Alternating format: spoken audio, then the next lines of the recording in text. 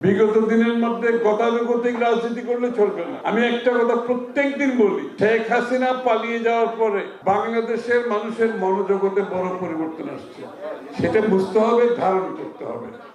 আর গণতন্ত্রের জন্য লড়াই করেছি, যে গণতন্ত্রের জন্য লড়াই করেছি, বাংলাদেশের মানুষের মালিকানার জন্য লড়াই করেছি, যেটা সম্ভব একমাত্র গণতান্ত্রিকভাবে নির্বাচিত সরকারের মাধ্যমে, যার জন্য নির্বাচন অতি সত্বর প্রয়োজন।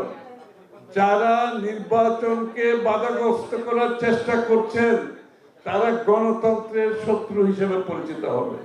তারা গণতন্ত্রকে বাধা গ্রহণ করছে। শেখ হাসিনা গণতন্ত্রকে বাধা করেছে এক ধরনের, তার সশস্ত্র বাহিনী দিয়ে, তার মাস্টার দিয়ে, সরকারের অ্যাপারেটাস দিয়ে, লুটপাটের মাধ্যমে, নির্যাতন, জেল, জুলুম, গুম খুনের মাধ্যমে।